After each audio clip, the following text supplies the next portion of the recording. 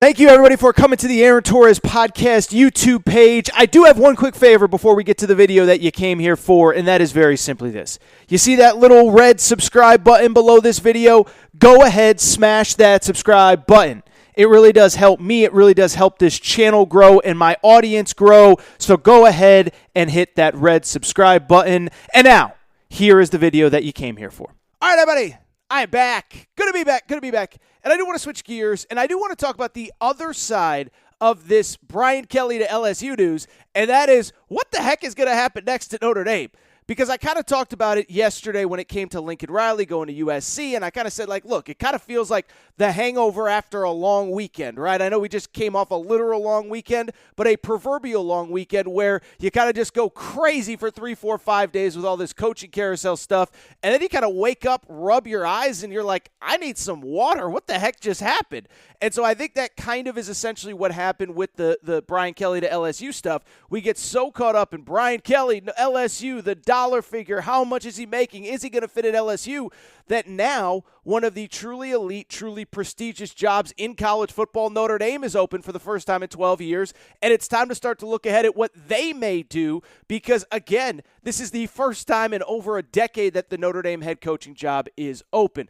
I will say the timing of this is good. I am glad that I waited. Jack Swarbrick, the Notre Dame AD, just did a press conference. I thought he said some interesting things about the job. And I think the biggest thing, and I think it's something that we all need to remember is that sometimes Notre Dame gets criticized because what they are, what they aren't. They haven't won this playoff game. They haven't done that.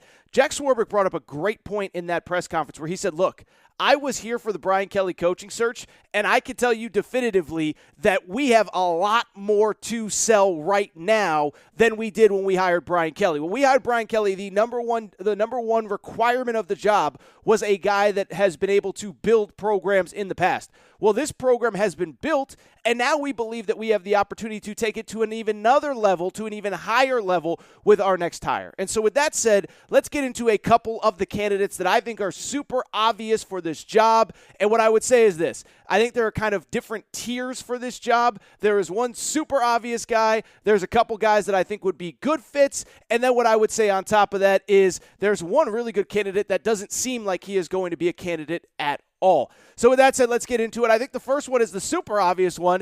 It's the one that everybody has kind of thought could potentially be the future head coach at Notre Dame, just not under the current circumstances, and that's Luke Fickell at Cincinnati. And it goes without saying there are a couple obvious reasons why Luke Fickell should be Notre Dame's number one top priority, no doubt about it, hire.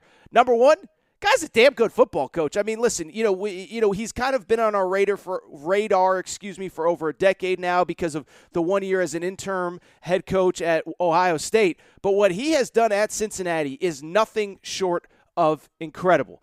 In 4 years total there, and it has only been 4 years. It feels like it's been a little bit longer, but the guy is 47-14 overall. The last 3 seasons, he is 43-6 as a head coach. That obviously includes last year when he went 9-1, undefeated regular season, loses to Georgia in the Peach Bowl in a close contested game. And then, of course, beyond that, it includes a 12-0 start in 2021 that could conclude with a playoff berth if Cincinnati wins this weekend. They are obviously in great position to make the college football playoff. Never say never, but they feel like they're in a really great position. I think beyond that, the other obvious reason why Luke Fickell has to be the number one choice is this. This is a job that Luke Fickell has actually been linked to, and it's so fascinating because Luke Fickell is he reminds me of kind of this era's Chris Peterson, the former head coach at Boise. For years and years and years, every time a big-time job opened up, you always heard Chris Peterson's name, and he was never interested because there was only a few select jobs that he was going to leave Boise State for because he just wasn't built to be the head coach at USC. He wasn't built to be the head coach at fill-in-the-blank, whatever other schools may have been interested in him, and I think that Luke Fickell is the exact same way. We know his background. He's from the Midwest. He's lived all but 1 year in the state of Ohio. And so it seems, by all accounts, that while Luke Fickell, it's a sexy name to throw out for USC, a sexy name to throw out for LSU, most people believe that really there's only about 2 or 3 jobs that Luke Fickell would leave Cincinnati for. One is obviously Ohio State. As of right now, there's no indication that Ohio State is going to open up anytime soon, although if we learn anything in this coaching cycle, anything is possible, okay? On top of that, what I would also say is beyond Ohio State, The other super obvious one is Notre Dame. And I've even had Cincinnati fans say to me, like, look, I actually feel pretty good. As long as it's not Ohio State, as long as it's not Notre Dame, as long as it's not maybe Penn State, I don't think this guy is leaving for another job. He's not leaving for a job where he's not going to be the right fit culturally, like USC, like LSU.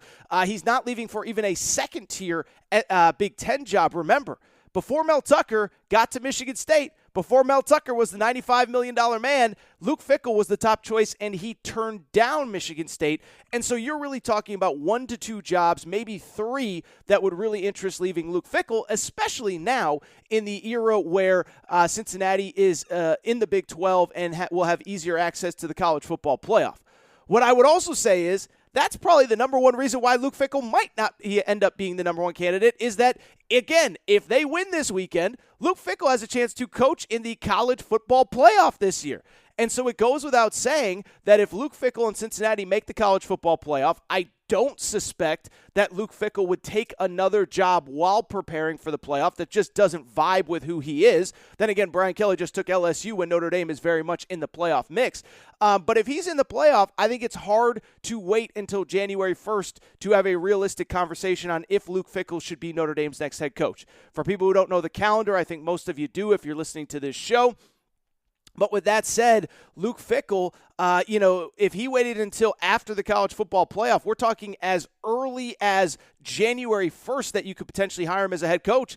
This early signing day on December 15th, it absolutely changes everything. Notre Dame right now has the number 4 class in the country. We will see if it is maintained in the post-Brian Kelly era. We'll obviously probably see a few decommitments, but for the most part, we are talking about one of the top recruiting classes in the country, and it is hard to imagine that any of it gets held together or pieced together when we don't know who the next head coach is through December 15th, through January 1, into the college football playoff. So Luke Fickell, it feels sexy, it feels good.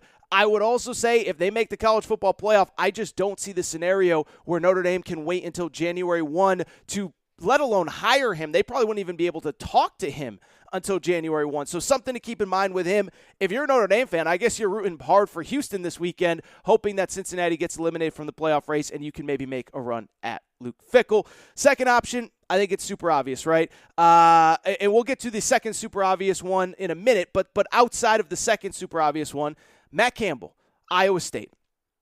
Matt Campbell at Iowa State is kind of almost like Luke Fickell light, a really Midwest guy from Ohio, kind of trusting the process when it comes to this coaching carousel stuff, doesn't seem to be rushing the process, doesn't seem to be leaving Iowa State for simply leaving Iowa State, but waiting for the right opportunity, and now feels like that right opportunity. Iowa State, of course, came in with a lot of preseason buzz this year. They finished not the way that anybody was hoping for this season. They struggled a little bit more than people had anticipated. But with that said, I think it goes without saying that even though Iowa State finished the regular season 7-5 overall, Matt Campbell's done an incredible job at Iowa State. 4 7+ win seasons, 3 8-win seasons, a 9-win season a year ago. This will be their 5th straight bowl game this year. And while that doesn't sound sexy to a Notre Dame fan, I think we got to understand how bad Iowa State was when he got there. This is a program that really, it was essentially Vandy about 10 years ago. Where Vandy is now, that was where Iowa State was before Matt Campbell got there. Really no real recent history to speak of. You start talking about the number of bowl appearances that they had been to before Matt Campbell. It wasn't all that many.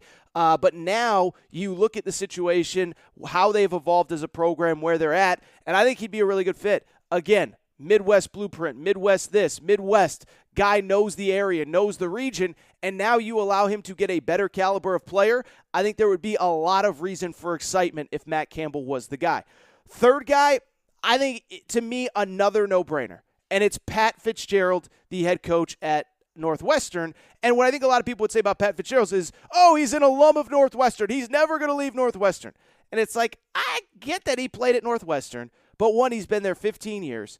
Brian Kelly was at Notre Dame for 12 years, and it might just be time for a change. And I think I think it might be time for a change, and I think you're only going to leave for a truly elite job, a truly kind of job where you can elevate to a national championship caliber status, and Notre Dame is one of those jobs. And so I look at what he's done.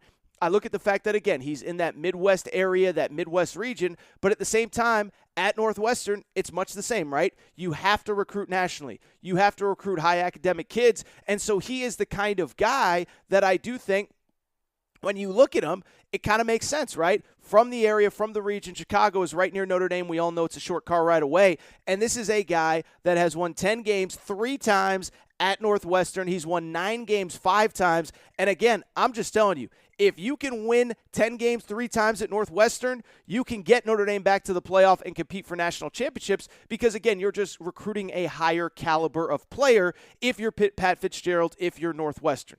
Couple other ones. The obvious one, I said there were 2 obvious ones. This one's really interesting. So Marcus Freeman is currently the defensive coordinator at Notre Dame, okay? And Marcus Freeman, as soon as this job opened, a lot of people thought this was going to be the guy potentially to get the job. He was a guy that really has spearheaded this recruiting revolution at Notre Dame where they have had good classes before. Now they have the number 4 class in the country, and we're potentially lining up to basically have the best non-SEC class in college football. Right now, the only schools ranked ahead of Notre Dame in recruiting are Georgia, Alabama, and Texas A&M. And so Marcus Freeman, to me, made a lot of sense. Young, dynamic, relates to the players. He is actually on the road recruiting right now for Notre Dame, as Jack Swarbrick told all of the assistant coaches continue to recruit for this brand. Why I say it's super obvious, but it might not be obvious, is actually pretty simple. Jack Swarbrick said something very interesting in the press conference, and I'm glad I waited for the press conference before I did this segment. He said Notre Dame does not plan to name an interim head coach. He said the structure is set up where everybody knows their responsibilities, and right now there is no plan to name an interim head coach, but that the interim head coach would not be a candidate. And so I think Marcus Freeman would be the obvious name to be an interim head coach. I guess in theory, if they do name an interim and he wasn't it, that means that he could reemerge as a candidate. But it did not seem as though Jack Swarbrick was interested in promoting internally Marcus Freeman. I think it's a mistake. I think at this point you cannot eliminate any candidate, especially a candidate that that has as many ties to the program as he does. And I know this was his first year, but the players love him, the recruits love him. And I'll say this, I think Jack Swarbrick unintentionally just opened up a whole can of worms, because if Marcus Freeman knows that he is not getting this job full time, what motivates him to stay on the road recruiting as opposed to start listening to other offers? You know who's going to need a new defensive coordinator soon? Probably Ohio State. You know who's going to need a new defensive coordinator soon? You know who maybe, by the way, I don't know. I don't want to go through all the ifs, ands, or buts, but you just open up a whole can of worms for Marcus Freeman to just basically say, why am I sticking it out? Why am I fighting for the blue and gold here? Let me go work on what's next for me, and he is obviously going to be in demand. By the way, USC is going to need a defensive coordinator, although I think they're bringing in Alex Grinch, so maybe USC is not the right answer there. Oklahoma, the point I'm trying to make, I think it was a big tactical mistake by Jack Swarbrick. A couple other names that come to mind that I think are probably a little bit less likely. Mark Stoops of Kentucky is another one, right? I've talked about Mark Stoops before, Midwest guy. Again, I believe only those elite Midwest jobs would be the ones that really interest him. I think the Florida schools too, Florida State, maybe Miami, and then the Ohio State, Penn State, Notre Dame. So I think he's a call you have to make. Bob Stoops is another one that has been linked to this program forever. And what I would just say about Bob Stoops, one, he's a little busy right now. He's the the Oklahoma interim head coach, but that is one that immediately comes to mind. I think he's going to say no. It feels like if he's ever going to come back to coach college football, it's probably in Norman, Oklahoma, where he doesn't have to move, he doesn't have to leave. His family's right there. His son is currently on the team. But I guess if you're Notre Dame, you give him a call. And then, look, Matt Rule from the Carolina Panthers, I mentioned him with the LSU deal 24 hours ago before it became Brian Kelly. Could he be in the mix? And the last thing I would say really quick is this, is what I would say quickly about Notre Dame is pretty straightforward, pretty simple. It is the idea that I don't think any name is off the table, because we've learned in the last 24 to 48 hours that no name is off the table when it is a good enough job and the money that is currently getting thrown around in college football right now. I mean, who thought that Lincoln Riley was really going to leave Oklahoma, let alone for USC? Who really thought that Brian Kelly was going to leave for LSU? But you start looking at, $100+ million for Lincoln Riley is the reported number. We'll never know because it's a private school. LSU paying Brian Kelly a base salary of $9.5 million a year with incentives that can put it even higher. I don't think any name is off the table for those specific reasons. Brian Kelly was not on any LSU wish list to start this process. Lincoln Riley was not a realistic candidate at USC at any time. So if you're a Notre Dame fan and none of those names really appeal to you, although I think you're crazy if you think Luke Fickell doesn't appeal to you, just know this is a new era of college football. Anything can happen. I don't think any name is off the table, even though Jack Swarbrick has said, that the changing landscape of college football is crazy. But anyway, figure out Luke Fickell. That's my answer. Figure out Luke Fickell, and then you roll from there. If you enjoyed this video, do me a quick favor. Make sure to subscribe to the Aaron Torres Podcast YouTube channel. Also, make sure you're following on social media at Aaron_Torres on Twitter, at Aaron Torres Pod on Instagram.